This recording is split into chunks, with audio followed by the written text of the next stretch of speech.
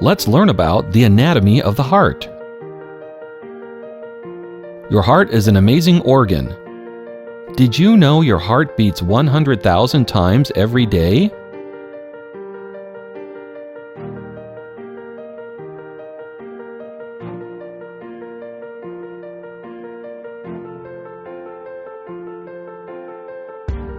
We can learn a lot about heart anatomy by tracing a drop of blood through the heart. The superior and inferior vena cava bring deoxygenated blood from the body to the heart. Blood flows from the vena cava to a chamber called the right atrium.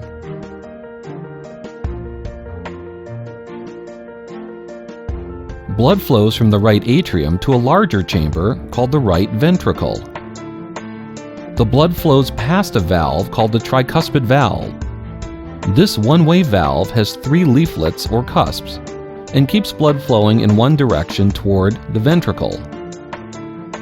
Blood is then pumped out of the right ventricle into another vessel called the pulmonary trunk and past a valve called the pulmonary valve, one of 2 semilunar valves.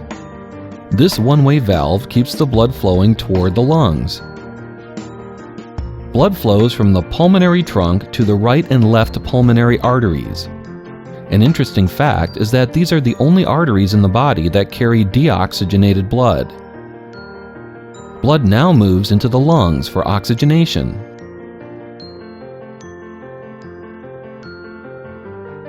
Oxygenated blood returns to the heart via the right and left pulmonary veins. Most veins carry deoxygenated blood. The pulmonary veins are an exception. Blood enters the left atrium, which is the receiving chamber of the left side of the heart. Blood flows from the left atrium to the left ventricle, past the bicuspid or mitral valve. Blood is pumped out of the left ventricle and enters the aorta, while flowing past the aortic valve, another one-way semilunar valve. Blood then moves through the arterial system to the body. The heart is surrounded by a series of membranes called the pericardium. Let's look at the layers of the heart and pericardium. Looking from the inside out, the endocardium is the innermost lining. It consists of a thin layer of simple squamous cells. The myocardium is the thick muscular layer consisting of cardiac muscle. The visceral pericardium or epicardium is the outermost layer of the heart. The pericardial cavity is a space filled with serous fluid called pericardial fluid.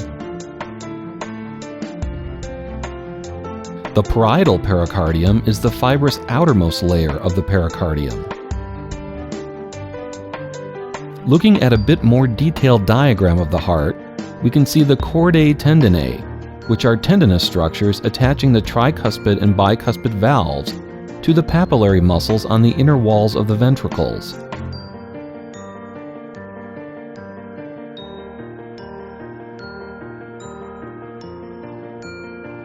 The papillary muscles are small muscles that contract when the ventricles contract to prevent backflow of blood into the atria. The fossa ovalis is a remnant of fetal circulation. It begins in utero as the foramen ovale. At birth, a tissue flap closes the hole and it eventually permanently adheres and becomes the fossa ovalis. The trabeculae carneae are muscular structures that line the walls of the ventricles. The atria have similar structures called pectinate muscles. The interventricular septum is a muscular wall between the ventricles.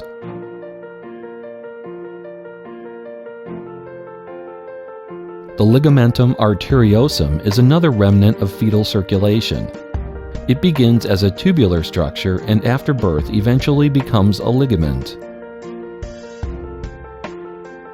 The top portion of the heart is known as the base. The bottom portion is known as the apex. Let's take a look at the coronary arteries. These arteries supply the heart with blood. There are two coronary arteries, the right and left. Both originate from the aorta. The right coronary artery supplies the right atrium and parts of both ventricles. It branches to form the marginal and posterior descending. The left coronary artery supplies the left atrium, left ventricle, and interventricular septum. It branches to form the circumflex, marginal, and anterior descending or interventricular arteries. We hope you have learned something about heart anatomy, and see you next time.